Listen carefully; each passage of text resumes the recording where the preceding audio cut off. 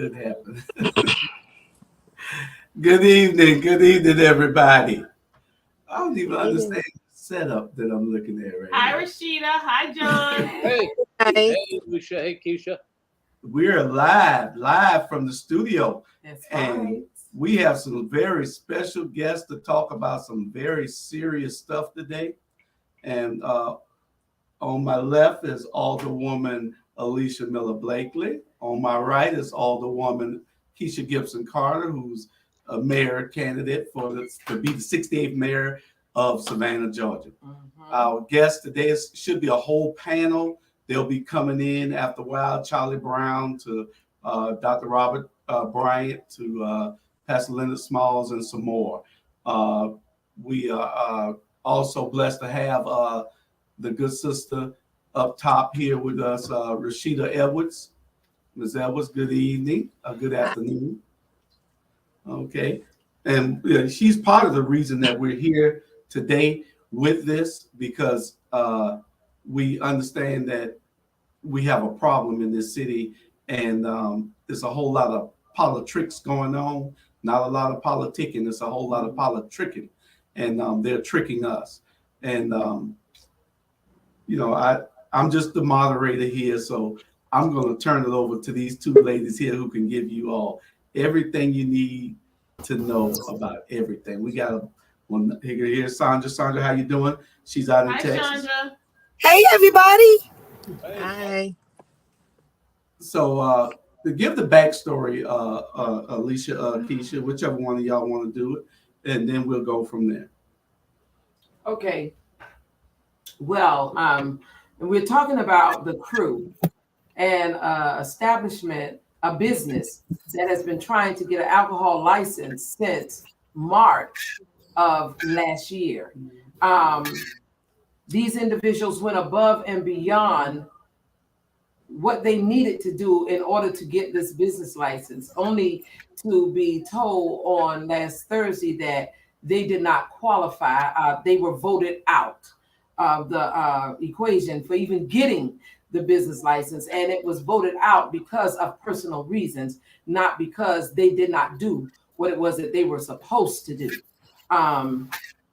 It's real sad that in this day and time, in a city that has over 600 plus alcohol establishments, and y'all keep in mind now, alcohol is a economic driver for businesses and for communities.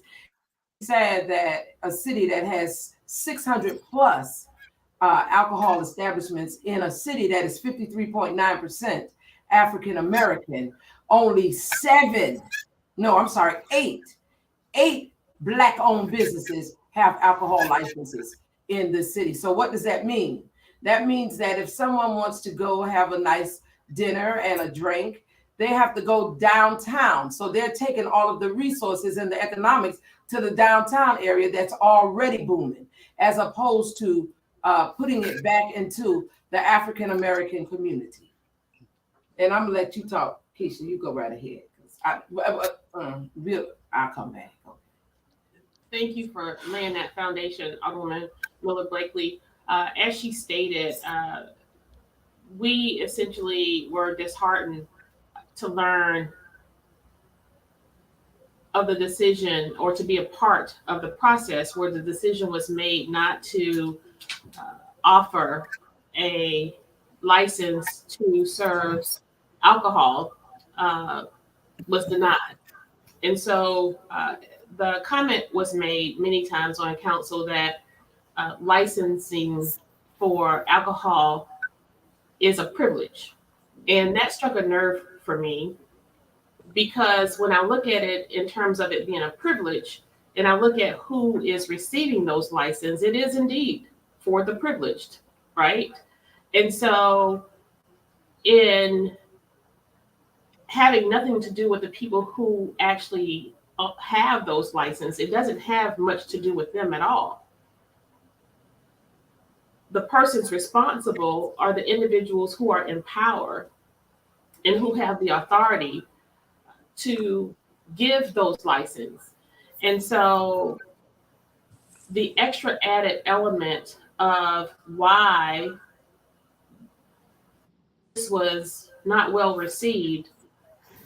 One, you have where you see and hear the city manager, and Julius, I hope we can come back and have you all clip various excerpts from that meeting.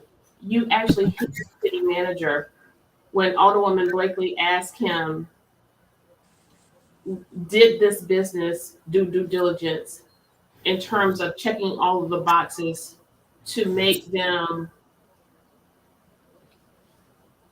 to put them in position to receive it? And he said himself, he says, yes, I recommend approval and I put it on the agenda because they meet all of the necessary requirements. But I will submit to you that what you all didn't see and what he didn't say, there were extra requirements of these two entrepreneurs where we have never, ever, since my time on council, held anyone to this standard. Mhm. And so what's most aggravating to me is that for as long as I can remember, I have been arguing to council when I petitioned for the Patels to be able to get a license for a convenience store off of Pennsylvania Avenue, where when the business owner acquired the property, they were under the assumption that the license would go with the business and all they had to do was change the names legally at the city level. But when it came before council, because the district alderman for District 3, Linda Wild O'Brien, did not want that business to have a license, they were denied. And this was without any pushback from residents. This was without any infractions. They did not have numbers or countless police reports. You know what? Let me interrupt you right there. Actually, the residents wanted it. Right. It was Yes. actually desirable by the residents. And so the same dynamic there, these individuals invested thousands of dollars Mhm. into opening their doors, getting their business ready to open. Same as with the crew. They have invested over $300,000 Yes. and have been strung along through our red tape and the cumbersome requirements of the revenue department almost in excess of 12 months, Mhm. paying over $10,000 a month in rent, utilities, and insurance, in addition to the investment they put into the brick and mortar. So my petition to the city manager was, I have already been a part of litigious actions against the city where I was deposed to give testimony based on the process that the city engages in. And so I asked the city manager, how do we forego having citizens of Savannah who check all of the boxes, do the right things, say the right things? How do we prevent them going through that process, expending those resources, and just to come to the city council? And because someone has a personal vendetta, Mhm. now Alderwoman Linda Wild O'Brien will say that she was doing this on behalf of residents. Well, John McMasters, if you remember some months ago, around the third quarter of last year, residents of the Olympus neighborhood were rejecting a developer's project, I think Wicklow, for these unaffordable apartments, over 200 of them. And they were petitioning and they wrote many letters and they came into chambers to deny, to ask us to deny that appeal. And in short order, the minorities on council, myself, Alderwoman Miller Blakely, and Bryant Lanier, we listened to those third district residents and we voted against it. But in this case, Alderwoman Linda Wild O'Brien single-handedly went out and manufactured letters to deny this request. And we only received 4. And one of those individuals have said, well, that really wasn't what I intended that letter to be for. So Actually, they said they didn't write that letter. right. They So we didn't write it. can't allow, when we took the oath of office, we stated that we would serve without fear, without favor, and without affection. Mhm. And in this case, you see where individuals have allowed their own personal vendettas, possibly against other elected servants or possibly against individuals because of their hue. I don't know. Nonetheless, I am more concerned of the expenses that individuals are incurring just to come before council and have their dreams shattered. Well, I want to say this. It's not only a statement, but it's also a challenge to the business. First of all, if you only have 8, not 8%, but if you only have 8 African American businesses that have alcohol licenses in Savannah, then, and we know that more than 8 businesses have tried to apply for alcohol licenses over the years, then that's already discrimination on its face. Okay. Then if they checked all of the boxes, because see, we can't keep moving the line when it's just to suit Linda or Van or whomever, you know, the criteria for an alcohol license should be exact. It should be on paper.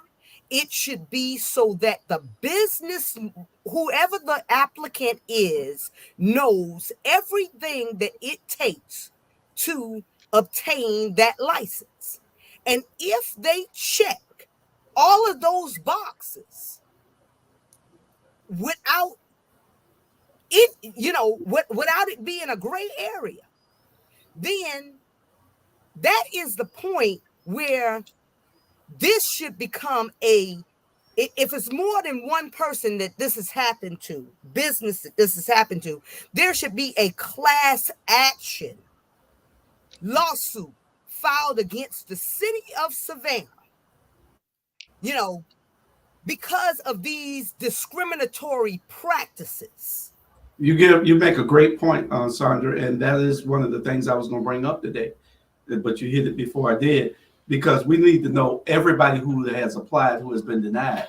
If we can get that information, then it needs to be something done, because see, we're tired of being stepped on, and see, they think that they can just do anything to you and then lie to you and say anything that out of their mouth we're supposed to believe, especially Van Johnson. He thinks everything he says it so with so much authority that we're supposed to believe it. But every time he's talking, he's lying. But well, Julia, to that point, it now has to become less about what Van Johnson says and more about how people are believing or receiving what he's saying. Because I'm at the point now where it's not enough to only serve the citizens of Savannah, but we cannot serve lazy citizens of Savannah. We cannot serve citizens of Savannah who are not engaged, and we cannot continue to serve citizens who will simply spew opinions about media headlines and about the newscasts. We have to now help citizens of Savannah understand that while what is happening to the crew, and I'm so happy that this is being used as an example to mobilize and engage citizens, but look at what we did at the top of March of 2021 when we were fighting to save the Weeping Time land. Mm-hmm. There is no more of an important issue outside of saving lives on the streets of Savannah than preserving the Weeping Time land.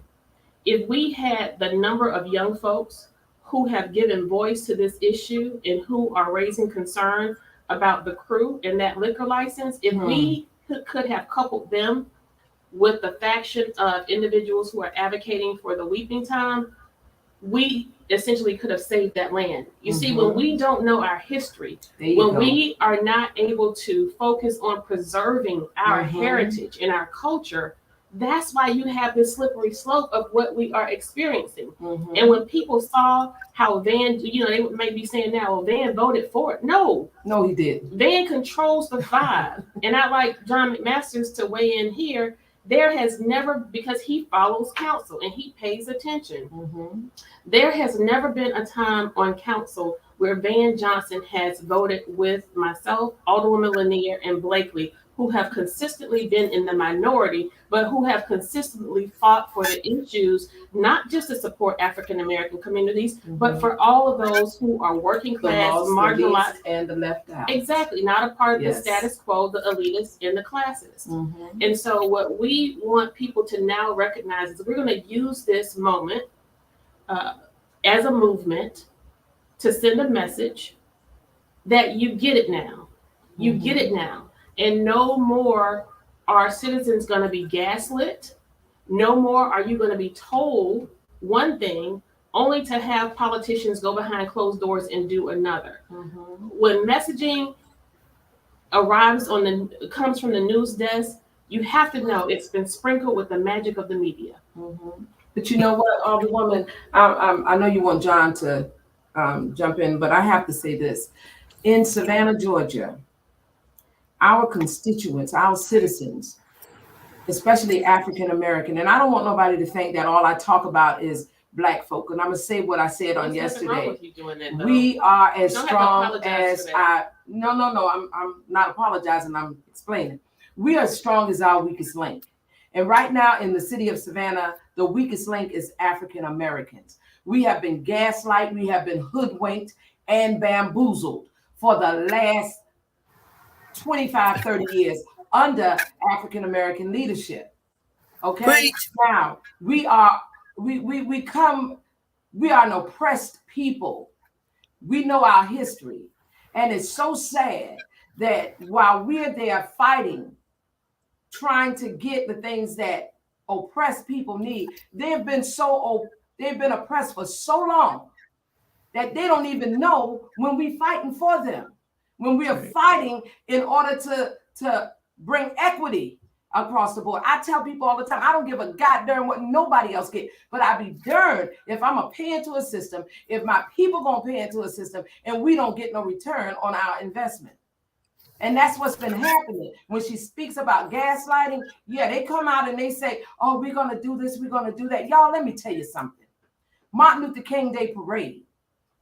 Got a phone call yesterday. Myself and Alderwoman Gibson Carter. The lady said on the post that we did yesterday, can we please have porta potties for the parade? And we were like, what? What? You mean to tell me the city gives St. Patrick's Day everything they need for their parades, for their celebration, for their festival? But when we ask the person why we don't have porta potties, the person said, oh, because the city don't give us nothing. You have not because you ask not. No, they have And not that is- because they're more inclined to be friends, establish a Right, maintain a but- relationship and friendship and kinship. Right, but let me finish. And you have not. They have not because they have been gaslighted by the Black leadership that always told them, oh, the city don't have money for this, the city don't have money for that. And I'm gonna talk about this. Edna Jackson, we went to her, myself, Marilyn Jackson, Ivan Cohen, to ask for money for Juneteenth. That individual said, oh, the city don't have any money for that. Last year, myself and Alderwoman Gibson Carter went to the city manager and got that festival the money that they needed. Turned around and got the Little League, that was her, turned around and got the Little League that $150,000. We have been working behind the scenes, but y'all, the point that I'm making is, when it comes to Black folk and Black events and the needs of African American people under Black leadership, we were told no. But now that we sit on that dais and you all have sent us down to City Hall, guess what? The whole time they was lying because the city manager has a fund where he can give up to a certain amount of money. We just increased his amount from $25,000 to $50,000 without coming before council. That lets you know that those individuals were a part of keeping Black folk in this town oppressed. Is that per request? Yes. Yes. If you ask, they would always say, no, we don't have it. We don't have it. We don't. But because we're sitting on that dais, now we're getting more than we've ever gotten in the last 20 plus years. Wow. To speak on what Keisha asked you about a few minutes ago. Yeah, sure. Thanks for including me. Before I do that, I want to address this money funding issue.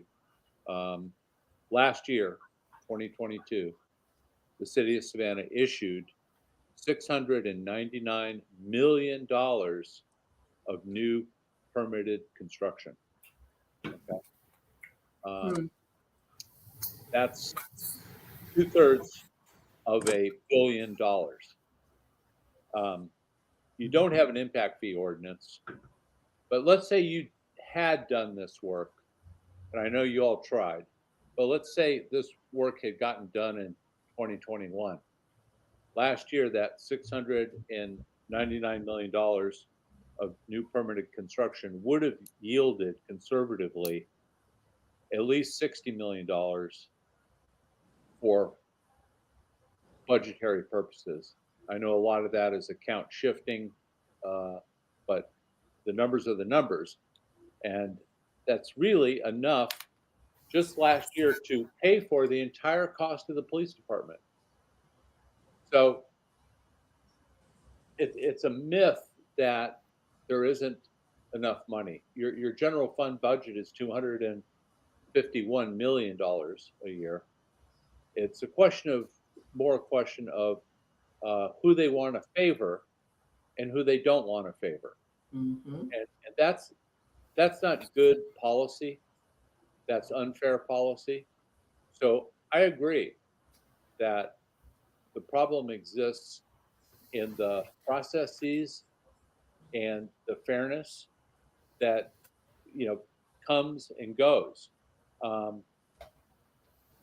My opinion is you guys can't get anything on the agenda, yet you've got stuff on the agenda that doesn't belong on the agenda.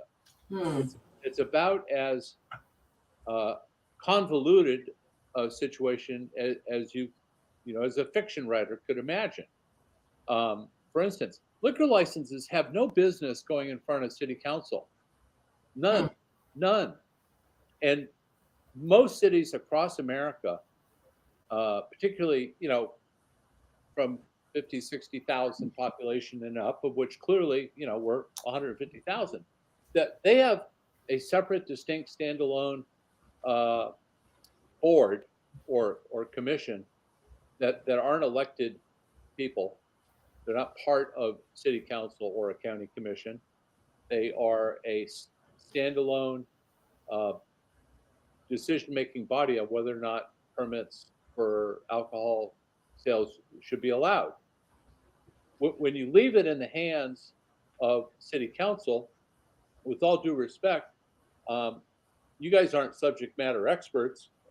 You're a part-time citizen government, and you are asking to decide the fate of small business operators and medium-sized operators, like this O'Neill woman, the applicant who's invested hundreds of thousands of dollars to get to the starting line, and then to have it fall on a bunch of part-time non-subject matter experts is absolutely crazy. The best expert in yesterday's hearing was the city manager, and he recommended approval. Yes. So anyway, Keisha, what exactly was your question? Because I've forgotten it. I have also. Okay. I don't know that I had a question more than I wanted you to weigh in on the historical votes on council. And I think I was more asking you to help shape the narrative as it relates to how council has voted historically. And I know you probably raised your gray brows when you heard that Van voted with me, Alicia, and Bernetta, Yeah. and just shed some light on how. Well, that was a purely political. That's it. He just he voted to deny it, and then Yes. changed his vote to approve it. So the man is conflicted, or something else is at play, because those two are contra votes. Well, what I want you to do, John, is call it what it is, right? And that's how we are going to have to go forth when it comes to removing him from office. And I know that that's not what this show is about, but I intend to, as a viable candidate in this race, not lean on anyone else, to use every single opportunity that I can to take this seat and make a difference in the lives of people like Rashida Edwards, who has been held back by these ill policies, individuals like Brittany O'Neill and her partner, who have been held back by these policies, and this individual. What people need to know is that nothing happens in the city of Savannah if Van Johnson doesn't bless it, and nothing will happen if he don't doesn't give him that much power. But the powers that be behind the scenes. However it is, he's the water carrier. There you go. However Yeah. that goes. He's the water carrier. So Yes. to say that he's conflicted is a little too kind. He knows exactly what he is doing. I will give him this compliment. Van Johnson is by far the most skilled politician I know. And there is a distinct difference between a politician and a public servant. He doesn't have an ounce of a public servant's bone in his body. This man is the master of manipulation and the author of confusion. And what he demonstrated during that city council meeting was exemplary of his 16 years as alderman and his time on council this term as mayor. Yeah. And will manufacture drama and pitch it to the media, who is motivated to carry out the messy messaging.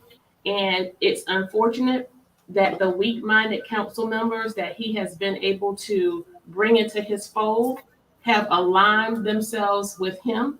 All of the district votes, with the exception of District 1, have been sold to Van. And so when he flipped for the very first time and broke away from his fabulous 6, when he flipped, fabulous 5, I should say, if he were going to ever flip in any vote, it should have been the weeping time. But you picked this one moment where you know that the young people with a voice and with street cred and with a following, you know that they were laser focused on this issue because these young people desired the crew as an additional outlet for their entertainment. You knew that if they saw you vote against this, when Alicia Miller Blakely, Alderwoman at Large for Post 2, stated after that vote, remember in November, he flipped his vote. Yes. And so this is the gaslighting that I've been talking about since my time on council. This is the behavior, the manipulation. He's like a batterer. He's like a domestic violence abuser. The bad part is this. The bad part is this, before I forget what, he could have changed their mind. Van manipulates and he owns those votes. He owns Dietrich's vote. He owns Linda's vote. He owns them. You can't tell me anything different. Colombo and Estella. They might go against him, but those two, Linda and Dietrich, he owns their vote. They don't read and study like these two of Bernetta. They don't read like those three. They sit and they read the stuff. They are lazy. Dietrich, Linda, Purdy, they're lazy. And they don't read the stuff, so they don't know what's going on. They research, they look at it and say, oh no, this don't make no sense. Why is this going on? And they challenge it. And everybody think that they're being messy. No, they're being advocates for the people. Yes. They're being good fiduciary officials for our money. Yes. That we spend in the city of Savannah. And here's what I want to say to that, Julius. You know, I'm grateful to people like Tasha Barnes and others who have taken to Facebook, Miss Edwards and Taylor Washington, who have been very vocal about this issue. I've looked at some comments on Tasha Barnes's live in particular, and I want to say to those individuals who seem to think that this work should involve us exercising a certain level of decorum that's consistent with just sitting and being classy. There is nothing classy about this work. Nothing. And at this juncture, for what I have been through and for what I have had happen to me, and very rarely do I make my work personal, but there aren't too many times where you're going to have a time where somebody calls you a black ghetto BIT CH. Just say it. All gloves are off. Yes. All gloves are off. So what we are not going to do is hold certain people to a higher standard. My record speaks for itself. If you want to look at any highlight of any element of what Savannah Morning News or any of the media affiliates have reported in terms of when I exercise behavior that was not consistent with being an elected official. Well, I submit to you, the reason why the city of Savannah is in the situation it is now is because your elected servants previous to me, my predecessor, this city has been afforded African-American leadership at almost every level in this town. Black mayors, majority Black council. This mayor in particular was on a majority Black council more than one time, and that district after his watch was still one of the worst districts in Savannah. That's right. We've had Black county chairs and Black commissions. We've had Black DAs. We've had Black every level except for a sheriff. We haven't had a Black sheriff, right? And some of those positions have been all Black all at the same time for a span of at least 4 to 8 years. And how have we moved the needle?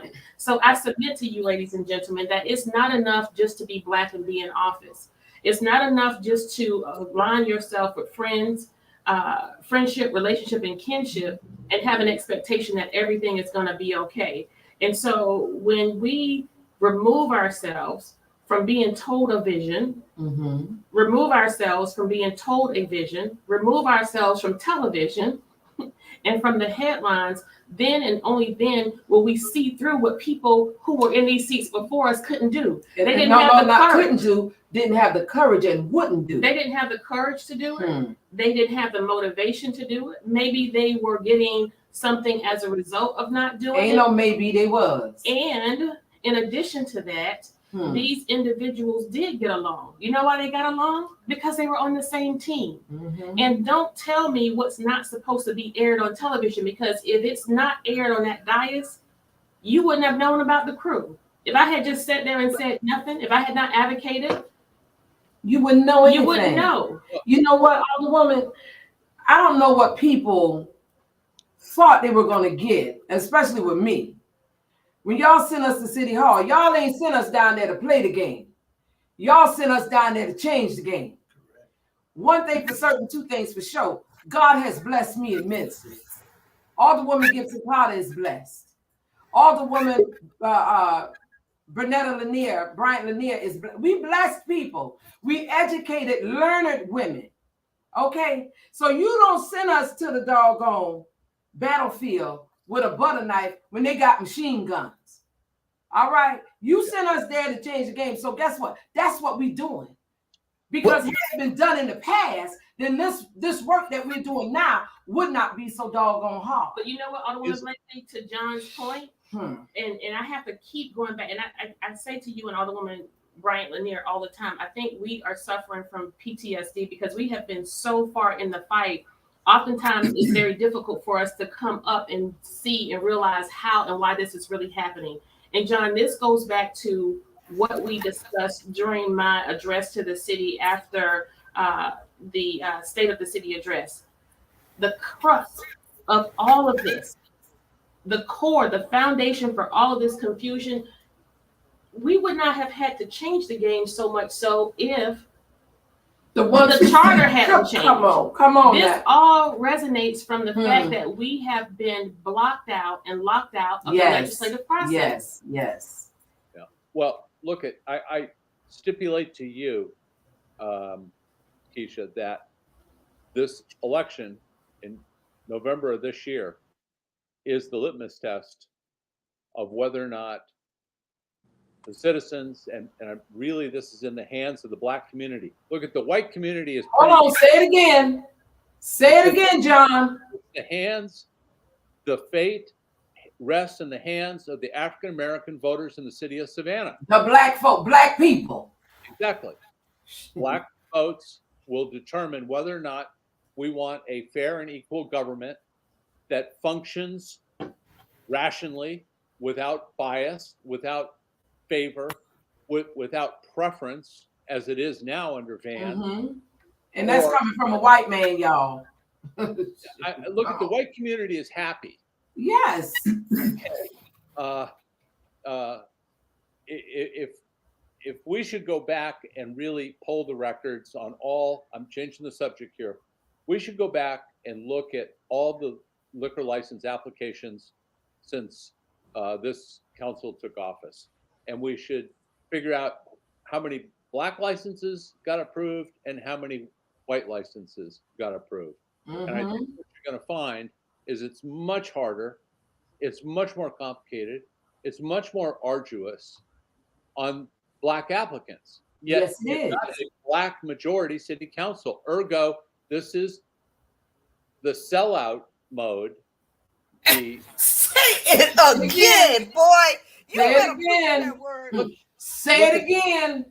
You said it correctly when you said you've had almost 30 years of black leadership at city council and majorities on most of those councils of blacks.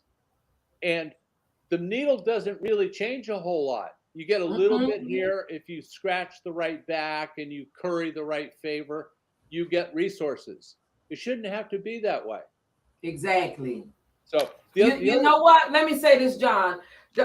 Not only did the crew not get their license, they've put in place an overlay in the 5th district, predominantly black, in the 1st district, predominantly black, so that these individuals that want to put businesses in the predominantly African American districts, you can't even get a license in those. And then you have all the persons who sit up and say, oh, my people don't want that. But once you break it down and explain it to the people how much of an economic driver, 40% of a business. Come on, man.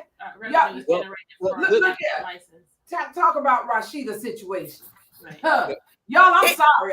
It's better than a liquor I'm store sick on of it. every damn corner in those same areas where you could have a decent restaurant or a nice club to take yourself out to, like Liquid. I loved going to Liquid when I was there, but I hated that Liquid was the only place that I had the option of. Or Odyssey was the only place I had the option of. Then I had to go down to City Market and deal with that drama, if I wanted to go out. No, I should not have to go out to places that they do not really want us in and spend my money. No, but y'all can let the Patels and everybody else put a liquor store on every corner in every area of these black areas. So I am saying I'm challenging the war room to do just what John McMaster said, but then I'm challenging you guys to go a step forward and reach out to every business that has applied and been denied. And Craig Butts put up a post saying that the scary lawyers in the city of Savannah won't take the cases. But they gotta go outside of Savannah. But guess who will take the cases? The lawyers in Atlanta take the cases because they don't give a damn about Savannah that much.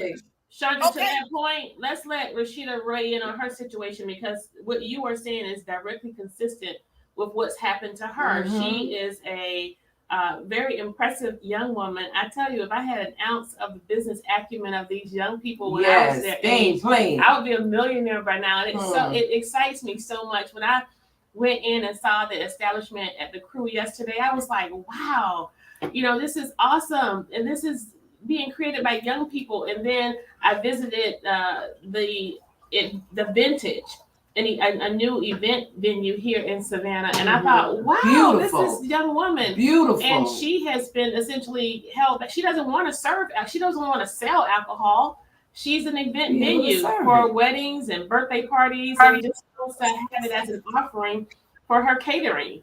Rashida. Yes, ma'am. Hello, everybody. I guess just to kind of weigh in on my situation, just as Alderwoman Carter just stated, not even looking for an alcohol license. I just would like for my guests to be able to celebrate the most important day of their life, their wedding or their birthday. We have a 70th birthday party coming up soon, where a glass of champagne can't even be shared to, honor this young lady being here for 70 long years. People aren't living now to see 25. And this woman has been on this planet for 70 years, and her family can't share a glass of wine or champagne to commemorate that. My situation, my venue is located in the 1st District, which does have an alcohol overlay. There were some rules kind of set in place a few years ago, and the overlay is a temporary ordinance, and I think that needs to be expressed. It's a temporary ordinance, and I, within the past 6 months, have asked numerous times, when is the process of revisiting the overlay? And there's no answer. Rashida, it's temporary. It's temporary. That's the verbiage that they use, but it's not temporary because it's been in place for far too long. Okay, right. Go ahead, baby. Absolutely. I have had so many doors slammed in my face when all I'm asking for is answers. And I can accept an answer if it's legal, and that's the answers that I have been getting. At this point, I've gone through a MPC process to apply for 2 variances that were suggested by 2 members of the city and director, one of which is the director of urban planning and urban development, Ms. Bridget Letty, and Judy Jones are the 2 that suggested that I apply for the variance when I met with them several months ago, and I did that. I do personally feel that I was not supposed to win that approval, but the West Savannah community came out and showed out in numbers. There were, if I'm correct, maybe 60 to 70 people almost between the Zoom call and those that showed up there to support the venue and it being able to host alcohol. And we did get the 2 variances that we need, because in the overlay it states that a venue cannot exceed 2,000 square feet, and my venue is 5,200 square feet, and that a venue has to be 300 feet from a residential residence, and mine is 275. We did apply for those variances, and I did get both of them. However, and right now, if you read the approval letter, it states in bold print that the venue is approved for on-site consumption. My guests should be able to go down to the revenue department right now and apply for a single-use permit for their event for that day. However, when they're doing that, they're getting denied. They're getting told that they won't accept the application with no explanation of why to them nor myself.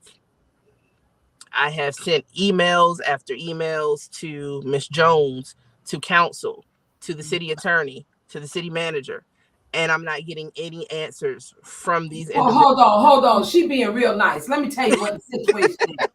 Let me tell you what the situation is.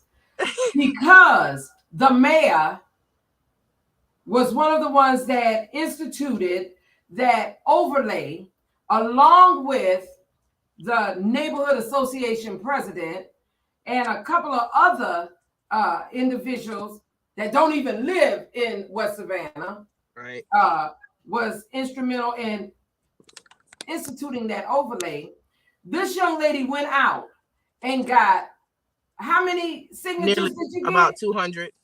200 signatures, y'all, that said that they supported her and wanted that venue.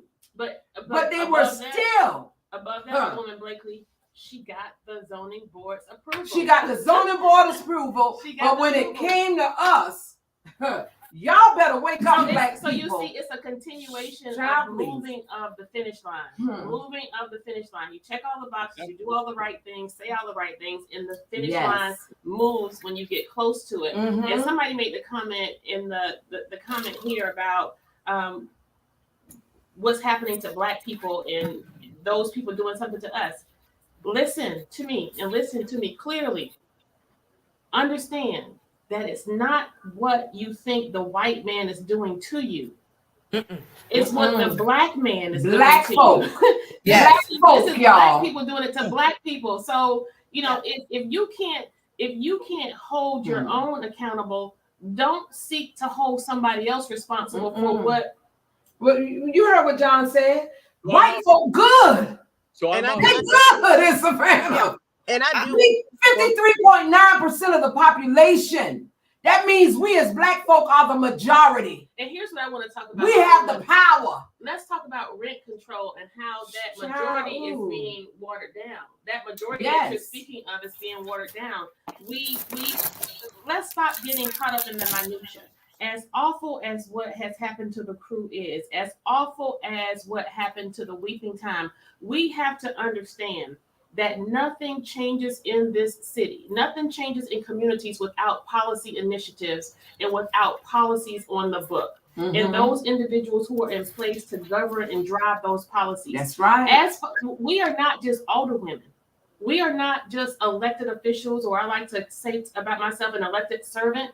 We are policy makers. We are supposed to be policy makers. Anything else? We are peopleticians, not politicians. And anything beyond that becomes simply rhetoric. We need to be talking about things like what. Cut Wheeler light on.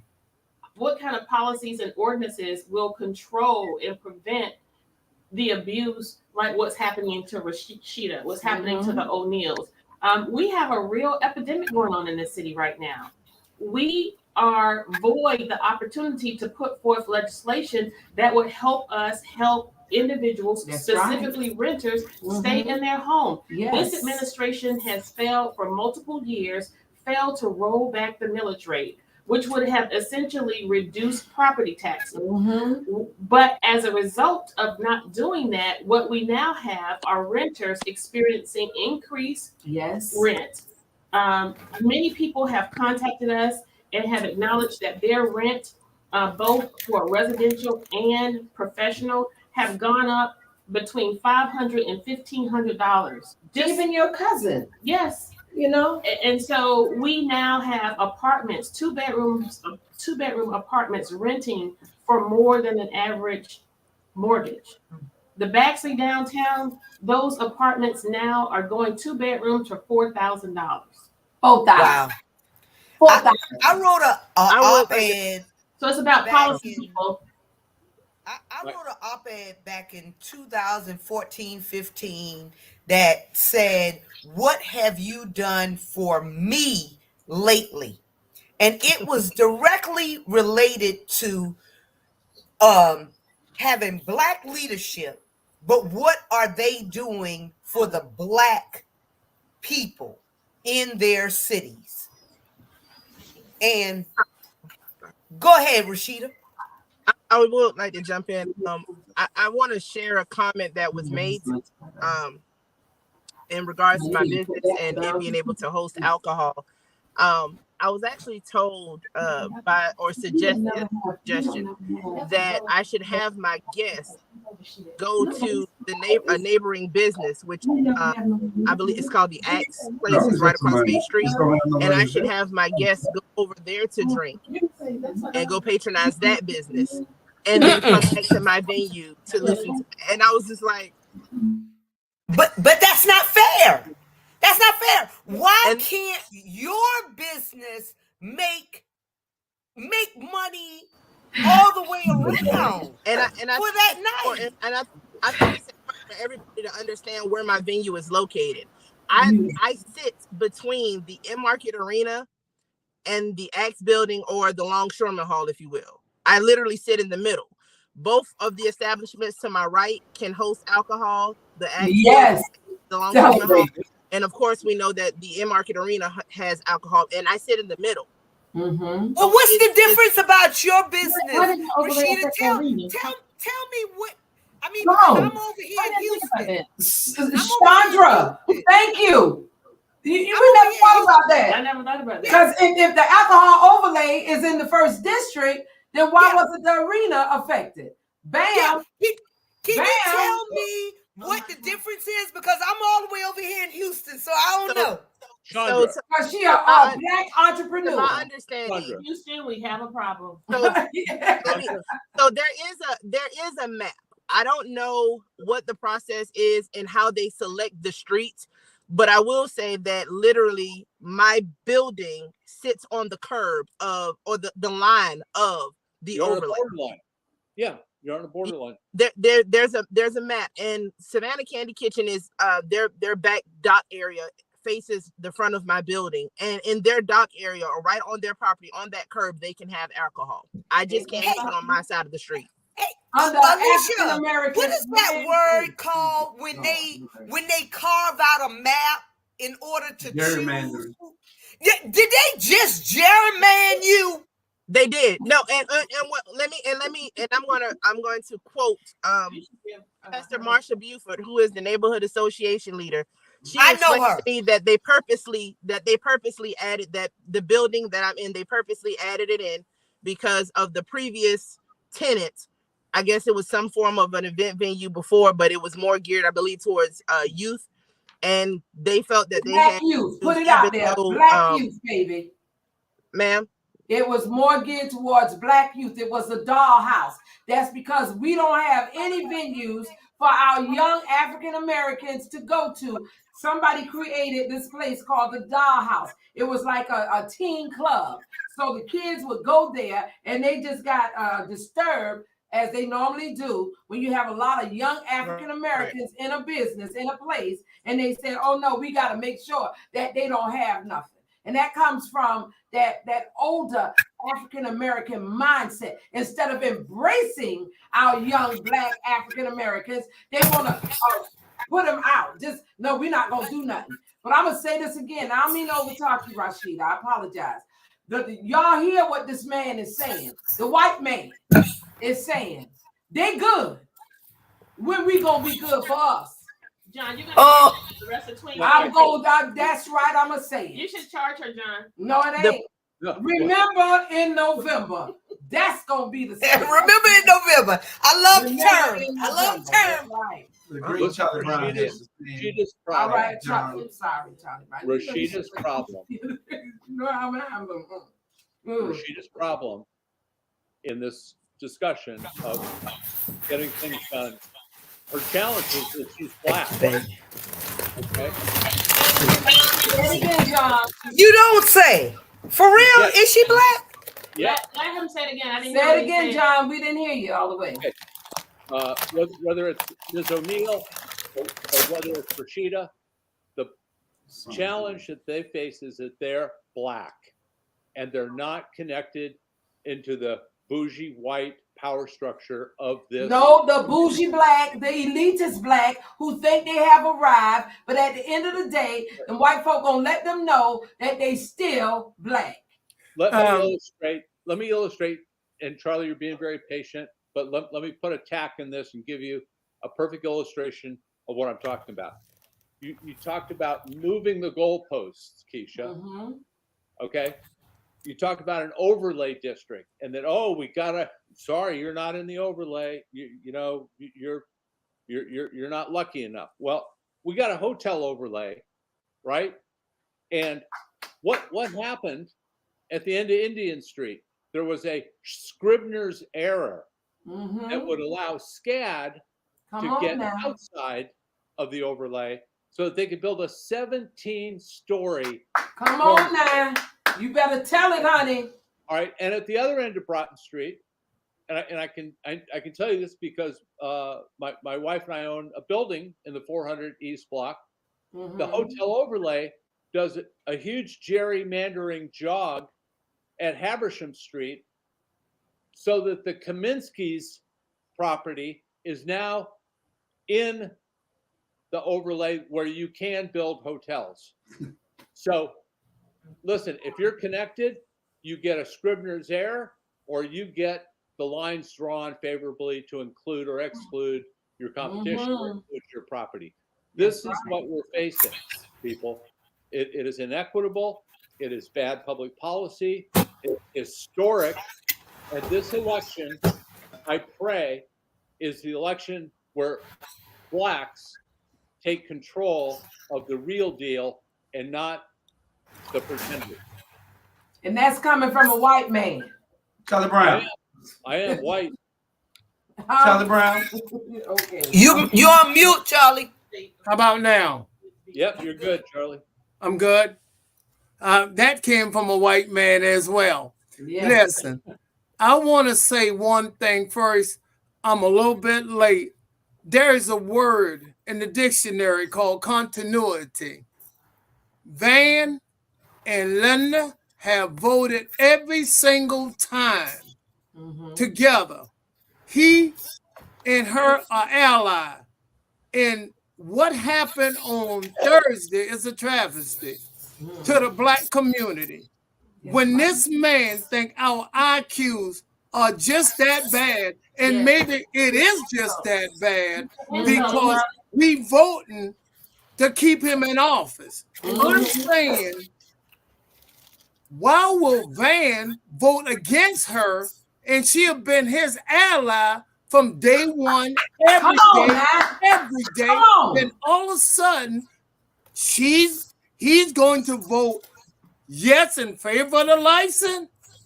Either I was after he voted no the first time. Something correct. So is the black people that naive to buy into that? No, now. He is treating the black people intelligent for granted. Say you don't really matter. I can tell you anything I want to tell you, and you'll fall for it. Charlie, can you please repeat all of that again, so the people in Savannah can hear you? I'm saying, but wait a minute, there's Charlie, there's a word in the everybody dictionary that's watching this right now. All of y'all watching, share this. Share it. There's a word in the dictionary called continuity. Van Linda have voted for Van with him every single time. And now all of a sudden he gonna vote with us. Boy, back. He don't have loyalty for Linda in the 3rd district and vote yes. Now, you and I both know that Van already know 5 votes was in the house. That's it. Now, why is he disrespecting? Julie, y'all, hold on. Why is he disrespecting the black people and the black people in this community and white people? It don't make no difference. That's right. Now I'm gonna give you an example. Even people who support him, right? He's doing wrong. You know what he have done? He don't have respect for them nor y'all on city council, and he damn sure don't have no respect for me. If he think I'm buying that, then I want to buy a bunch of swamp land and I'm gonna sell it for solid ground land. Come on, baby. There was a time back when a guy named Rule Jonah. Come on, was doing so bad in the 1st district it looked like a third world country still. Mhm. And that's 40 years later. He hadn't done nothing for Nothing. black people. Just put all the people who run City Hall, not him, in place. Van got to go. Van got to go. He has not been good for Savannah. Nothing. So don't tell me that you're going to vote every single time and your ally, Linda's your ally, and you're going to turn on her on Thursday. That's a travesty. And say, I'm going to vote yes. I'm going against you. She shouldn't vote again with him for nothing and allow those women to put an agenda on city council. The city of Savannah don't know that. Y'all can't put nothing on the agenda. You know why? Because the newspaper and the TV station get wind of it. So they don't want them to get wind of it. Mm-hmm. That's all I want to say. Now. I'm back out here for one reason. Van got to get my people out of Egypt, and he hadn't done nothing but to keep us in Egypt. You know, and that's why he got to go. You know how everyone describes this administration? My husband describes this administration. My husband describes this administration as an apartheid. Okay. That's how he describes That's how it is. It is. And I don't know. Listening to you talk, Mr. Brown, I can't understand, John, how in the world, like I'll give him 4 years, his first 4 years. I'll give that to him. I might even give him his second term. Heck no, don't give him nothing. Why did it take the citizens of Savannah, particularly those in the first district, so long to see? Why can't they see it? Why can't people see this? You know why, Alderwoman? Because they're oppressed. And they so use, okay, you have a man that's in a position of authority. As long as he come and pat them on the back and tell them, oh, look at your fingernails. They look so nice. Your head is nice. Everything is good. If that's what they're getting, then they're saying, I talked to the mayor. The mayor's my friend. Your friend, but your friend ain't doing nothing but gaslighting your behind. What do you Let me give you a young people like Rashida. Young people like Rashida are entrepreneur. He should welcome them with open arms. Give them that opportunity. He is wrong. City council is wrong who voted against it. We asking young people to step up to plate, to be about creating jobs, be about creating business. And yet he is striking it down. It's wrong. Look, I just want to say, embarrassingly, I want to say that Van's only demographic that is holding fast are bougie white liberals, and that's crazy. That's absolutely crazy. They like him because he checks their boxes for politeness and hold on, not just bougie white liberals, John. You got your black elitists too. Well, you got your individuals who are Van fans riding with him 24/7. I just told you, if he pat them on the back and rub their hands, say, "Oh, girl, you look good. Your nails pretty." You know what I said? I can't do something because one of my nails broke. You know that individual said, "Let me see it." You will not have that image in your mind of me having broken nails, boy. If you want a perfect abject example of manipulation, you're laughing, but it's real. Watch Friday Night Date Night with the mayor. It's a cattle of recognition, adulation, stroking.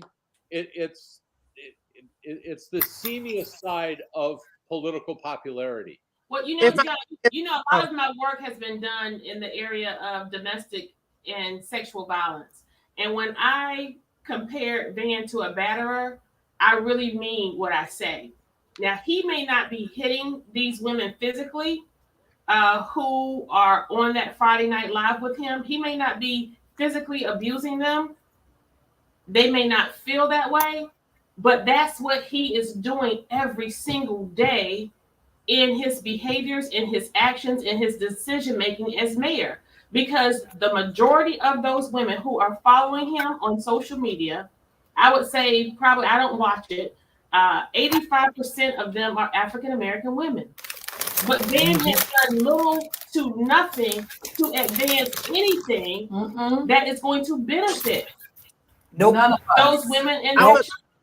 And so so you do one thing, you have the pillow talk, but then when you get to the office, you're having an affair with the secretary. Yeah. You know, so you, Rashida, say what you got to say. Hey, I want to say something that I feel is important from my standpoint or from on behalf of the venue.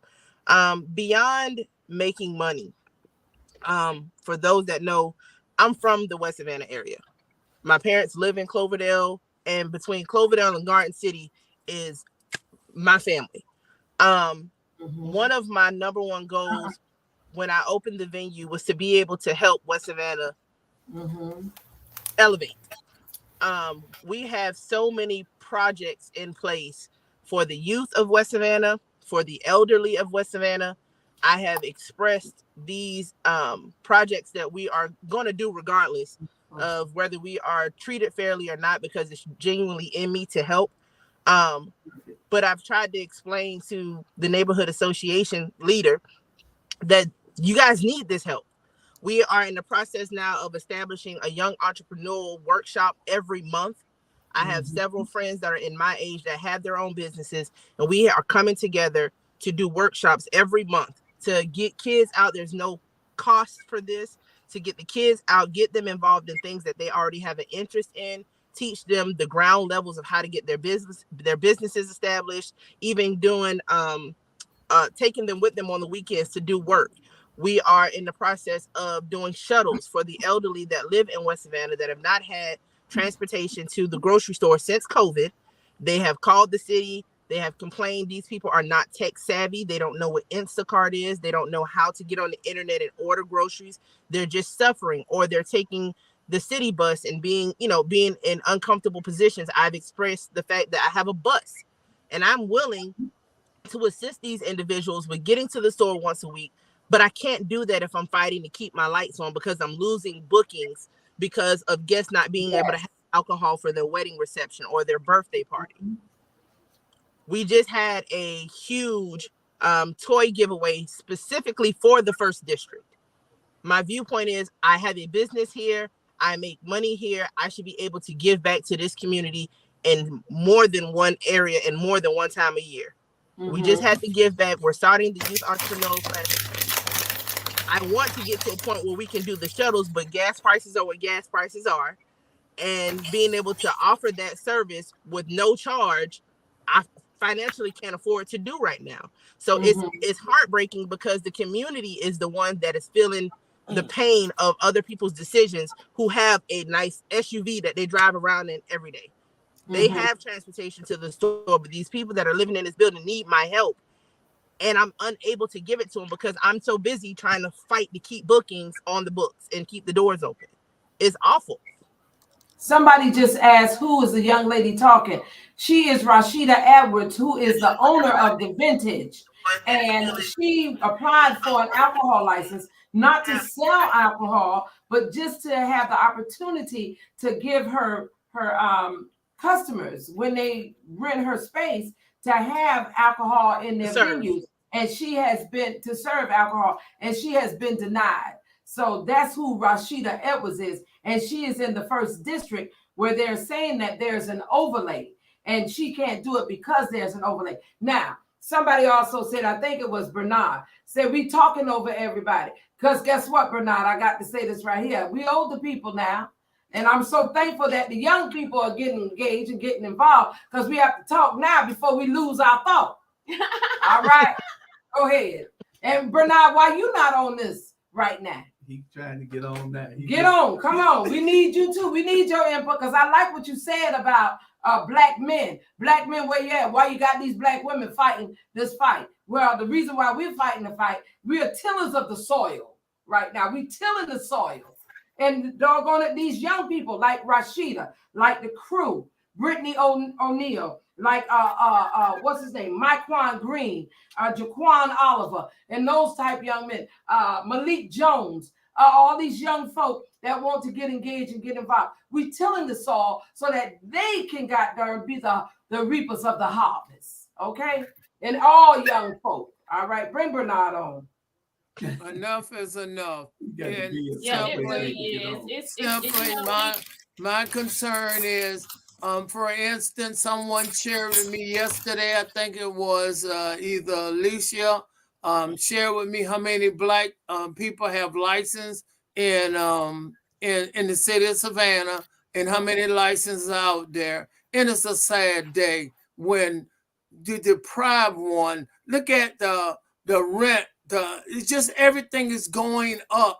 He is considered being popular, but popular is not getting the job done. And I don't know who he's being popular to. It certainly hadn't been to the people in East Savannah, West Savannah, Cala Brownville, and other areas of this city.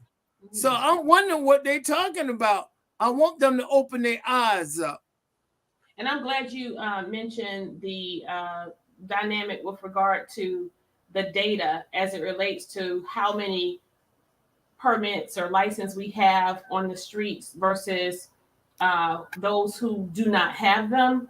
Correct. We are looking at, again, a policy issue and a process issue. And the way this mayor has elected to tackle any issue he feels related is to create a task force, right?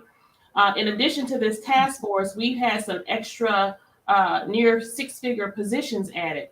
We have on staff for the balance of a year now an equity and inclusion director. Why isn't it on the desk of that equity and inclusion director? The first thing I asked the city manager to have that person look into when we first were presented with this issue was revenue, right? So what isn't it about the fact that we have data that says you have over 600 licensed on the street and less fewer than 10 of them are held by African Americans and minorities in this community? You don't think that's worthy of a task force? Oh no, but that's what he said. The mayor said after he presented all these task force, he said that the task force for African Americans and diversity and inclusion was city council. The city council who denies African Americans. Oh, really? Yes, go back and look at it. Go back and look at it. Because a young man came to City Hall and he kept asking the question, where is the task force for African Americans, for Black people? And he said it was the city council. That is just like... I want to say this. I want to say this right quick. I'm asking all my family, friends, grassroots voters in this city of Savannah, please arm yourself. Get ready. If you're not registered to vote, get registered to vote. If you're registered to vote, he must go. I'm asking all my friends. I'm asking all my friends, grassroots people, you have no reason to vote for this man. If you can show me the next time you run into Charlie Brown, you tell him why. Come on, Charlie. The reason not why. Just Van. Not just Van. You got to get rid of Linda. You got to get rid of Dietrich and Estella. I'm sorry. Curtis? Exactly. When you vote against, you're a Black-owned business. And you voted to let 5 Indian, white, I will agree 100%. You voted 5 to go through, but then you turn your back on this one Black-owned. All of them need to go. And I want y'all to come to me and say, why did you say that? I will agree 100%. I will agree 100%. They must go. They must go. Grassroots people, please arm yourself unless you're going to find yourself with nothing to do but to move somewhere else if you can afford it. I'm letting you know. You said it. You said it. You said it. And with regard to Estella Alderwoman Blakely, A lot of people who have been following us closely, I know you have, John, since our time on council, you all saw the breakaway. It historically was a 5-4 vote. 5-4 vote. Van and his 4, and Estella was with me, Alicia, and Bernetta. I would be remiss right now, and I'm trying to make relevant this podcast as much as I can in terms of policies and real issues in Savannah, to say Estella broke away from us, and this is breaking news, when the whole issue of the fairgrounds came up. When she thought that her maneuvering and Van's maneuvering was going to finally get the fairgrounds to a place where all of their friends and buddies could have their hand in the pot, that's when Estella stopped voting along with us. You can go back and look at the meetings. When the 5-4 vote stopped is when the fairgrounds gained traction. Estella Shabazz sold out the 5th District's fairground opportunity to Van. And as a result of the messiness and the maneuvering, they got in bed with a developer who was not worth the paper his name was written on. That's right. And now all in court. That project is now caught in the balance, much like what's the other project? This new engagement that we just entered into with this Galvin company. That's going to be another fiasco to come. And whenever you see that team standing and celebrating anything, you have to know that it's no good for the people. It's no but good you know for what? the I gotta people. say this: the Galvin Foundation that just gave the $6 million to the city. Y'all, we did, and no, good. Give the city $6 million, but be real with what's going on. We gave our city manager, before the Galvin Foundation came into play, we gave him the name of a man named Leonard Coleman that's doing the same exact thing all over the state of Georgia. Talked to this man yesterday. What happened? Never got a response back. Never got a call back. So Could be doing the same thing, but guess what? He's building affordable housing, true affordable housing. Y'all, so we are less inclined to get excited about these things that are presented before us. I have all confidence now that the vote has been taken and it's been approved. I have all confidence in the 1st District Alderwoman Bernetta Lanier that she will watch this like a hawk. They have these 19 and we gonna watch it too. They have these 19 properties as a litmus test. Yes. And we will be inclined to, scrutinize every action they take, every decision they make, every step of the way. But the fairground project right now could essentially be developed, if not more than halfway developed, had it not been for the Friends Helping Friends and Estella Shabazz selling herself to the likes of Van Johnson. And that's as honest as I can be. And the breaking news is Estella manipulated myself, Alderwoman Bryant Lanier, and Alderwoman Miller Blakely. When we first came on council, there was a rush to 5. The only people left on council when we came on who had experience was Van Johnson and Estella Shabazz. That's right. Estella Shabazz was unopposed. Van Johnson had to go in a runoff after the general election where Alicia Miller Blakely Alicia Miller Blakely garnered the most votes in that election. That's right. I garnered the 2nd most votes in that election, and Van came in 3rd, or his numbers didn't even come close to ours. At all. And when he and Eddie were in a runoff, we worked overtime and double time on his behalf. I signed up to be a part of a supporting cast. That's right. I wanted this mayor to be the best mayor Savannah had ever had. And with the depth of our talent and experience, even for those who I don't particularly agree with right now, we could have become a model community.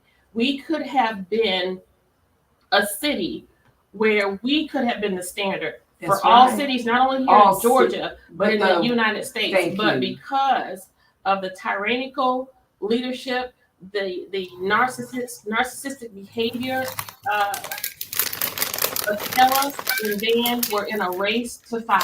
Estella was trying to get me, Alicia, Bernetta, and I think she wanted Linda, and Van was racing to get his. He got his first. That's right. And this was unbeknownst to us. So Estella takes us to Atlanta and introduces us to all of these people who are now coming to the table for this fairground project. And I'm looking like, what Now we I got see. myself We caught see up in. the buffoonery. And the story goes deeper and it gets better. And I am inclined to tell the whole story and the full story if this foolishness does not stop. But despite that, we stayed the course. We stayed on the side of integrity and we stayed on the side of ethics. I expressed to the city manager what my concern was and that I recognized that individuals who were connected as developers to this fairground project were individuals that Estella had relationships with and who had introduced us to. And so this office, and let me tell everybody who is interested in running for public office, if you are broke, if you are greedy, and if you have a low ego, politics is not the place for you. No, baby. Because it's not going to do anything. You ain't going to get no money unless you selling your people out. Because it is so easy to get picked off. Yes. It is so easy to get purchased. And I've said this before, and Alderwoman Blakely laughs at this. Of anybody on our council right now, of anyone who should be sold out or should be like for sale, it should be my broke. Your broke ass. Right. I'm the only one on council who doesn't have a job. I don't have a pension. I don't have a regular or steady income. My husband, this job pays $25,000 a year. Pennies. After taxes and insurance, when I answer the phone, respond to an email, attend an event or an activity, or give a donation, my husband actually is paying for me to do this job. I am offering myself humbly for service to Savannah. That's right. Just as I have for the last 3 decades in this city. From a place of authenticity and transparency. And so again, we want young people, Rashida, we want you all to run. Yes. But we want you to keep it real. I believe that once I'm finished with this 2 terms of mayor, I'm done with local government. I'm done. We are paving the way for young people. Term is over. We are paving the way for young people. No one should stay in office in excess of 2-3 terms. 20 years. This is what you get when a person stays in office for 20 years. Exactly. Bernard say he's moving back to the 5th to run. What do you think about Bernard? But wait a minute, I want to say this. For all of you that's watching right now, for all of you that's watching, please go to your pages and share. Y'all got to share this information. You can't sit there and look at this and not share it to the next person. I want the 1st district, the 2nd, the 3rd, the 4th, the 5th, and the 6th to hear what it is that we saying. Because she talking about she broke. She ain't that doggone broke. But one thing for certain, 2 things for sure. We are blessed. I'm blessed. We are blessed. I'm broke, but I'm blessed. All right. Now, Let Bernard interject. Hold on, Charlie. Let me finish this. We are blessed. I did 25 years in the United States Army. Okay, longshore woman. She buys my You understand? We're blessed, y'all. Bernetta, retired longshore woman. Okay, Alderwoman Gibson Carter, blessed. Y'all, we blessed. We're not doing this for us, and that's why they can't stand it. Because it ain't about me. It's about my people. Yeah.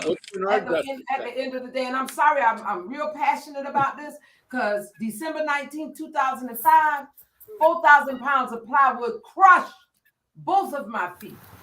And I asked God while laying in that hospital bed for 30 plus days, what was my purpose in life?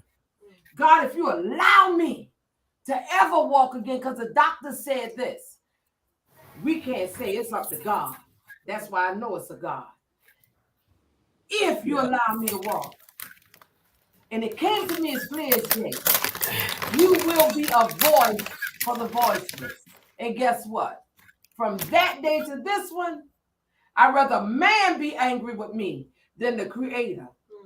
Now, Thank you. So guess what? I don't want the pats on the back, the rides in the yacht, the little brown bags, all of that. That's not what we about, y'all. So when we down there on that dais and we ain't looking cute, for some of you that said that on some of these lives because of the crew and what happened, Rashida and Latasha Bonds is live, because we ain't looking cute, because we ain't being prestige. It's a reason. But what happened when they was had decorum? You ain't get nothing. Nothing You at ain't all. get nothing. Well, we want Bernard to chime in now. Bernard, you say you moving back to the Man, fifth. please. If Robert don't run, you running. Robert, Yeah. First of all, I want to say hello, my people. How y'all doing? Amen. I just got back helping my little daughter trying to be great in basketball. I ain't got time for good. I want to say this here. Y'all, what's wrong? I've been in Savannah for 2 months. Let me tell you what's y'all biggest problem. Y'all biggest problem is y'all got black people problem. At the end of the day, that's y'all problem. You know, you got to clean up your own house before you talk about cleaning up the white people house and all that house. It's like this here. I am so tired of, and I'm gonna give praise to Alicia and Keisha and Son. I am so tired of these women fighting for us. Okay. Where's the men that need to be fighting? And I'm here in Savannah, Georgia, and I'm gonna fight for y'all, and I'm gonna stand with y'all, and I can't. Man, I'm telling you, these BS's young men, older men, and everything, all they want is just go around and take. And with Van surround himself around women, because at the end of the day, we really know what time it is. Trust me. And I've been here 2 months, and I done hear so much negativity about this man. It's a shame. So y'all keep doing what y'all doing. At the end of the day, I'm here to fight for y'all because I'm a man's man, and I don't have time for a woman to continue to fight for me. Come on now. I'm gonna fight for myself, period. Yes. And who don't like it, I really don't care. So until you, Savannah, Georgia, correct the black problem, you ain't gonna correct no problem. I'm from Atlanta, Georgia, and Atlanta, Georgia, we fight, we stay together, we live together, and we ain't let nobody mistreat us. That's Period. right. And guess what? The white man already said they good. They good. The white man said it. John McMaster said it. They good. So guess what? For the bougie, the boule, the elitists, the classes, and all that, I already said. Savannah got a problem of isms. The boule. You got racism, elitism, cronyism, classism, and it's black folk. Nepotism, all these isms. You understand? Come on, and y'all know who it is. Call it behinds out. Every chance I get, I'm calling them out. Because guess what? They don't pay my bills. All right? They don't pay they don't feed me. They don't clothe me. And I know who controls me, and that's him up above. Yeah. Bam, baby. You're right. Because what it is like this, and I'm gonna keep it real with you, because that's what I do. See, the white people, they sitting around looking at us, and we taking our own self out. And all they got to do is just sit there and watch the show, and it is what it is. And with Vaughn, yes. Let me tell you something, Bernard. You know what black folk like to say? Why we looking like that in front of white folk? Why we acting like that in front of white folk? And you know what I tell them? White folk don't give a damn about how they look in front of us. Yeah. When we gonna wake up? Wake up. Now. You're right. And that's a I said it moment. John, go back and tell your white friends that I said that. Listen, I don't care how you dress or look as long as you vote for the shit I like. I'm gonna vote for the shit you like. I'm glad Pat Small laid on this. I know.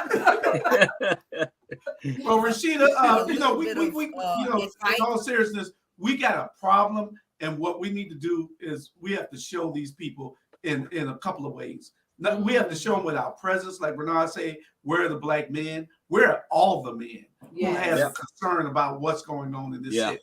And what Rashida is going through, and what those people are going through, and what those other people, Montgomery Street was going through, trying to get a license. Wait a minute. It is crazy. Let me say this. There's a club in East Savannah called exclusives. Shouts out to Tanya LaBoy.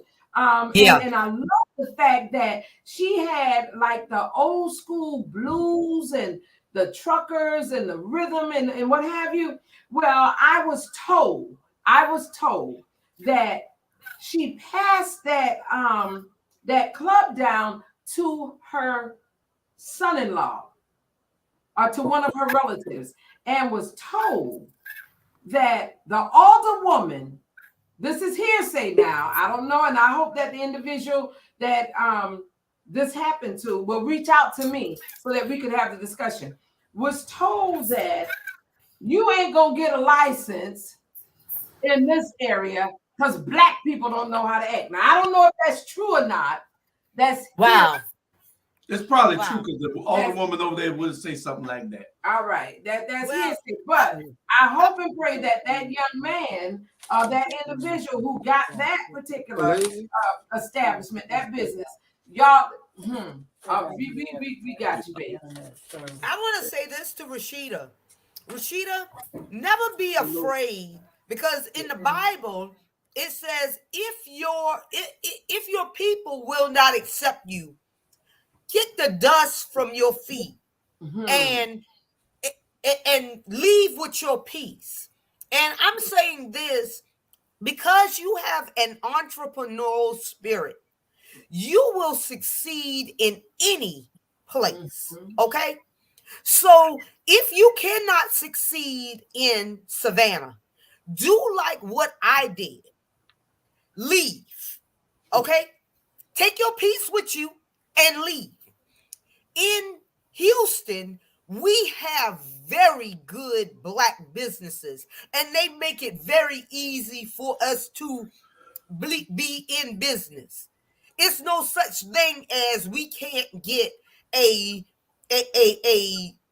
alcohol license. You know, a business. But Chandra, the only wherever we problem go. with that is she has invested so much money, energy, and time. She can't just pick up and take all that money that she's invested. How much money have you invested, Rashida?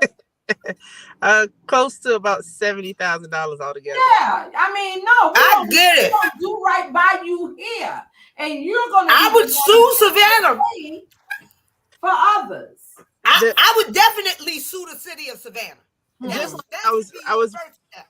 I was reading some of the comments, and I don't think some people really understand how complicated it is to find an attorney that is rather, not buddy, or that is willing to take on that load. I've spoken to several, and I've heard almost the same comment from way too many. That I try to stay away from the city as far as possible, and even reaching out to other areas. It's amazing how far the reach goes. It goes a lot further. And granted, there's thousands of attorneys out there. I'm raising one. I told my son I wish he was already finished with school, but trying to find somebody that's not afraid or feel that they're going to, have an issue themselves after the fact of taking a case like that is not as easy as it sounds. It's really not. Well, if you're looking in Savannah, then you don't need to look in Savannah. Because Right, if well, they're scary, if you're an I- attorney and you scary, then let us know who the names is that's scary, and we'll put them out there. And I see a comment from Keyshawn Housey where he states we have to mobilize and engage differently than we have before now. And the thing that I say to that, I think that's a message for people like you, Rashida. If we had people who are older than you, people who have been a part of the process longer than you, if we had them mobilizing, because they know how to do this work, we would be in a far better place than we are right now. There is no reason for us to have a not just a majority African-American council, but a super majority African-American council, 5 Black women. There is nothing that a Black woman would not do for her people, for all people, for generations. We have been caregivers. We've nursed other women's babies who didn't look like us. That's right. We've maintained households right here in this city of Savannah. even some of the highest Still level, doing it. even some of the highest level executives can attest to that there was that black lady, Mima, Big Mama, Granny, who Nana. came to his house for 18, 21 years, made his bed, washed his clothes, made their dinner. With 5 black women on city council in Savannah, Georgia, Come on now. we should have been unifiers of this community. That's right. We should have been providers of this community for this community. There should not have been a need we could have not met. That's right. The city of Savannah and the county of Chatham have enough money to take care of all of the needs of this community. But we do not have the political will. And so I want to encourage young people like you, Rashida, to mobilize, engage, and pay attention for yourself and keep doing what you're doing as an advocate and a lover of Savannah. I don't want you to leave. And while we're in position, we're going to do everything we can to keep you. And I definitely get what you are saying about not allowing yourself to be abused and to Chandra, to, you know, if people can't appreciate you, don't be tolerated. If they're not celebrating and appreciating you, leave. I definitely can ascribe to that, but as an advocate for maintaining who we are as Savannians and acknowledging that someone like Rashida promotes our community and makes us look good and makes us who we are, we as leaders, we have to do everything in our power to keep her. Yeah. I got a question for everybody on this panel. I'm sitting here and I'm listening to everything. Okay. 2 questions. What's the solution and what's the agenda moving forward? Because we can talk. What let's get a plan. Like Charlie Brown always say, hey, what's the agenda? You know what I'm saying? He, like Charlie said, Republican don't have no agenda. So at the end of the day, what's our agenda and moving forward to correct what's the problem in Savannah, Georgia? I done did all my time in Atlanta. Now I'm focused on Savannah. What's the solution? What we need to do come together to change this? Well, one of the first things we need to do is to share this show. Communication is the bloodline. We got to do that, and you arm your friends, relatives, and the people who are not doing what they supposed to do for this community. Alicia know them so well. She call them out. We have to vote them out. If you're not registered to vote, go register to vote. But if you are registered to vote, they must go in November, because you got to make a difference, because they are holding Savannah back. And that's my plan, to tell all my family and friends, all the grassroots people know Charlie Brown want to help my people. I want to get them out of Egypt and bring them in to the real city. I like that, Charlie. And to take that a step further, I've always said that as I entered politics, my platform when I ran for Alderwoman at Large for Post 1 was to advocate for citizens, to make myself accessible to the citizens of Savannah beyond the Gold Dome, and to inspire our electorate to take their rightful place in government. And in doing that, my message has always been, do not wait until election season to vote somebody out to get what it is that you need. And so to answer your question, Bernard, it's the same thing I've said to Rashida and what Mr. Housey suggested. You have to mobilize and take your rightful place in government today and demand accountability, demand action. And that looks like utilizing tools like email, Facebook, text messaging, coming down to City Hall and holding your elected servants accountable. What happened to the crew, what happened to Rashida at the Vintage Special Event Place, that cannot die. You know, Curtis Purdy calling me a black ghetto BITC, that cannot die. You have it go unchecked. You have to. Girl, you should have been across that damn table. And so what I want to say is, as mayor, as the 68th mayor of the city of Savannah, Bernard, what I want to do, or what I will do, is we are going to align ourselves with the Charter of Savannah.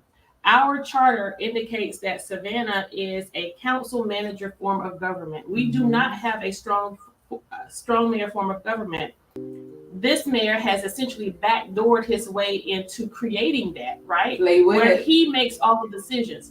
If the citizens of Savannah on election day, November 2023, when we take office in January, it will be my goal to make sure that every district representative has the ear and the voice of the people, and they are bringing it back to City Hall, and we are putting forth the agenda of what's desired in the 1st through the 6th districts. That's right. Not what our personal agendas are. We will not hijack the legislative process from our district representatives, and we will allow them to be treated as professionals. We will not remove administrative support from council members, thereby handicapping them so that they cannot make effective outreach to their citizens. We will create a platform where everybody is treated with dignity and respect. We will, in real time, tackle issues like homelessness. We will not merely put a Band-Aid on it. We will, in real time, get out of the way of the chief of police. We will not politicize that position and allow him or her to do their job. And the fire department. What we will do is hold our housing authority, Erlene Davis. We will hold her accountable. We will not live in a city of Savannah where you have more units vacant than you have occupied by with the housing authority. We will work with the Board of Education to make sure that families with children who have turned hotel rooms into their personal bedrooms and kitchens and living rooms and dining rooms all in one space. We will work toward those things, and we will utilize the opportunities provided to us in collaborative relationships with our other governmental entities to make sure that we are truly, I don't want to be smooth. I don't want to be wine and dine. I want to have real tall talks and courageous conversations with the Georgia Ports Authority. I don't need to go to dinner and lunch with executives at the Chatham Club. We will have big conversations with the University of Savannah College of Art and Design. We will talk to the ports. We will look at our policy as it relates to returning economic opportunity back to communities where individuals who do business in that community are making a better living than people who live there. So that's what we are going to do, Bernard Brown. And that's what I thought. Okay. And that's what I thought this administration was going to be about. It wasn't about none of that. And that's why I am very upset. And that's why I came out of retirement, because of that. Thank you for sharing that. Yeah. And we need to focus, Savannah. Somebody said, don't advertise my strategy. You know what? I am so unselfish. I want, and I know Van Johnson and his operatives, they will be watching this. Let me tell you this, City of Savannah, State of Georgia, United States of America. I am so unselfish. I want Van Johnson to do the right thing today. When he goes to work tomorrow, I want him to change all the evil of his ways and do the right thing. I don't want to continuously make an example of him so that I get brownie points and call for people to think that, yes, she really needs to be in office. I want him to do an exceptional job from now until the end of 2023. Man, he ain't gonna do it. Ain't no sense. He ain't gonna do it. I want him to do that. I do not want Savannah. I don't want another family to have to bury a child to gun violence just because I want Van Johnson to do that. I do not want another family to be forced out of their home because they can no longer afford rent just because I'm making a bid for mayor. I will become the 68th mayor anyway. Yes, you will. But what I can tell you, in 2 to 4 years, if something does not change, Savannah, as we know her, will be a person of the past. We will no longer be the culturally blended community that everyone knows and loves. Van Johnson is incapable of doing much more than what he has already done. And so if people will continue to be gaslit and tricked by his antics and his tactics to get back in office, so be it. But I intend to continue with my messaging that is consistent with he needs to change today. if he's changing today, and if he's going to use my message and my platform to get it right, I'm willing to package it with a bow and give it to him, because I want Savannah to be saved, and I do not want her to go into ruins just because I want to be mayor. But you know what, Alderwoman, that ain't never gonna happen. So for y'all, I'm saying this. Remember, in November, vote all they behinds out. Put the ones in there that you know doing the work and that's gonna do the work. And we are vetting individuals right now. We're talking to individuals to make sure that they're on the same wavelength. And remember what the white man said. Remember what the white man on this said. They good. And it's up to Black people in the city of Savannah. Remember this. We 53.9% of the population. That means we're the majority. But we ain't got nothing to show for it. Send your bill to her for that. Time for us to stop going along to get along. And speak up so that we can be strong. And I promise you, y'all, we're no longer the weakest link.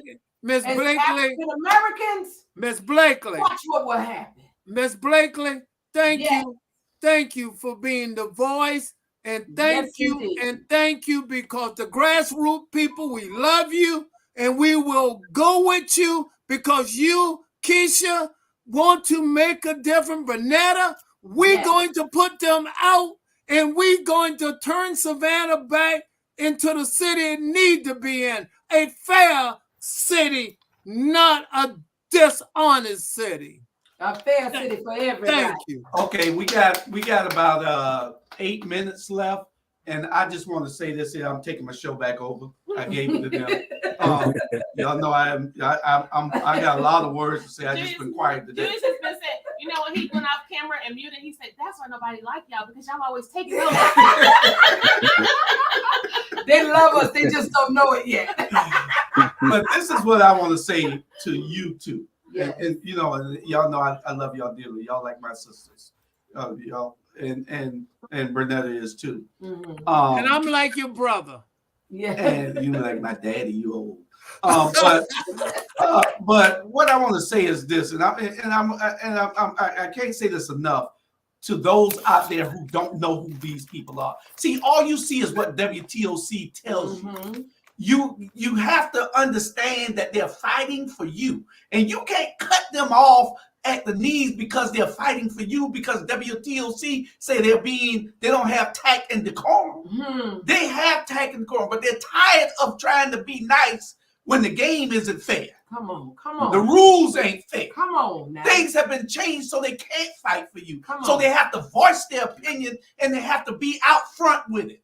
And y'all think that it's messy. No, it's not messy. This is government. This is the democratic way. If you no power is never ceded to those that don't fight for it. That's right. You have to fight for everything that you need and that you want. And you have to take it. And we're going to take it in 23. We're taking City Hall back over. We took it in what that was, 19, 20. We're taking it back in a few months. You better believe what I'm saying. Guess what the President of the United States said? That politics is a what? Blood sport. And ain't nothing nice about it. And remember that. Especially when people trying to get things done. It's messy.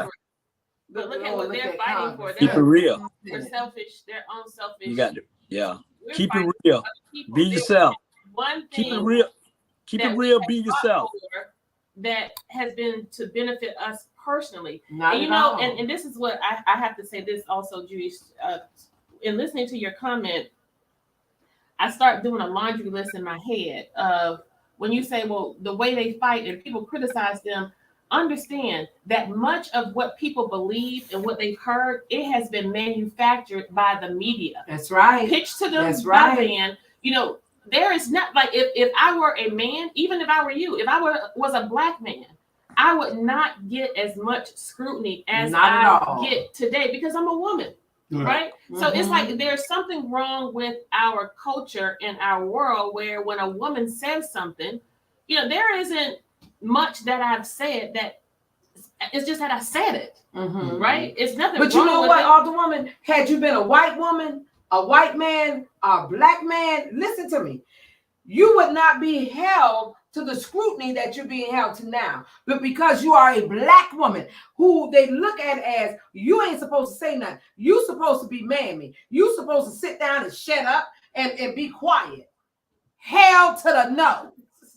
I come from a warrior background, baby. 25 years in the United States Army. This woman been on the battlefield for 25 years trying to save the lost and the least and the left out. When y'all sent us down to City Hall, y'all know what the hell y'all was sending down there. Well, actually, You wasn't sending me down there to damn be quiet. Well, you know, You was sending me down there to be a fighter for you. And that's what I'm doing. You know, Alderwoman Blakely, previous to coming to City Hall, though, I was like considered this like nonprofit guru, Savannah's golden girl, for being a helper. But whenever you ever heard the term, people will use you until they have no more use for you. That's right. And that's what we are essentially victims of, because we are not allowing ourselves to be used. And so we now have to stop allowing ourselves to get caught up in the madness of what's reported, because then we ourselves, for people who love me, know me, and care about me, they oftentimes, I have to explain to them what really happened. It's like, okay, I did what? Okay, tell me, was it at minute 9.13 seconds? Did you watch the meeting on that Thursday? And so I think the one thing that they keep pointing out now is me standing up and pointing my finger at Curtis Purdy, because this you good. Because had he called me a black ghetto bitch, this was subsequent. It would have been on and popping. Calling me that. What?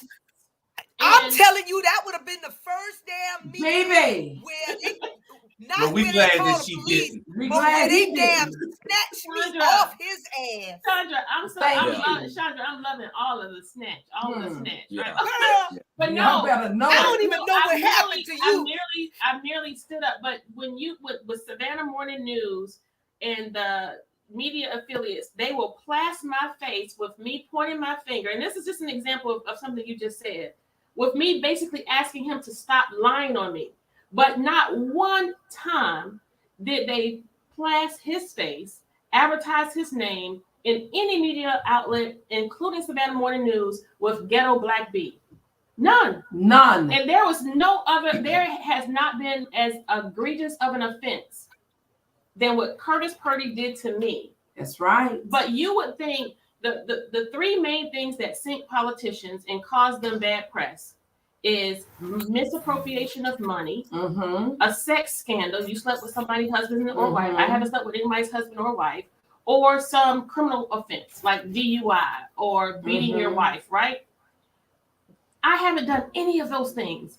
But the way these people have reported on me, you would think that I have committed all three offenses all at the same time. Girl, I already told you what the deal is. But what did the two black men say? Sandra, let me tell y'all what it is. They're intimidated with the fact that this is an educated, learned, articulate black woman. And she know $50 words, not $25 words, like that older woman said when we first got on. Sometimes John will Come on, introduce baby. $100 words. Sorry. All right, we got about 2 minutes. What did the two black men Let's be say? clear. I need to In the know. words of Nikki White, let's be clear. This has been Yeah. fun. We have to do it again. Hey. Y'all Y'all just keep Anytime I'm about to tell the people about this now. I'm about to tell the people about it. Go ahead, Bernard, make it quick. Hey, I can do I want to say this here. I'm gonna tell Alicia and Keith, I'm gonna say this here. I got y'all back. I ain't scared of nobody. Y'all keep doing what y'all doing, and if y'all have any more problem, I'm here for y'all. At the end of the day, don't let. I'm tired of these men or whatever disrespecting our black women. If it wasn't for our damn black women, we won't be here. So I got y'all back, and if y'all need any muscle, I am the damn muscle. Natalie said that we need to show up at city council meetings, every meeting, and rock the boat. That's right. And, you know, it's a lot of stuff that we need to do. And especially what Bernard said, black men, you need to stand up. Men, period, you need to stand up. And we need to fight for these young people like Rashida and the people that's trying to open up the crew, the O'Neills. And there was some people over there. And Skillaway, the young couple. Yeah, so and he was a police officer. It's blatant. Rashida, send me your information. I will. And we got to do some stuff. So but y'all stay tuned. We're gonna have shows like this on Saturdays and Fridays with a whole panel of people discussing this. We're gonna be on Better Savannah on Thursday nights. We're gonna be all over the place, giving you all the information that you need so you can make great decisions. But we got to go because I can't replay this show if it's over 2 hours. So we'll see y'all. You look for this show. Y'all share, and y'all look to hear from all of us on all of our shows every day. We 7 days a week, and pay attention to. We are your new Black media in the city and the county, the city of Savannah and the county of Chatham. Bam, babies. Love you guys. Love you. All right. Thank you. Thank you. It was fun.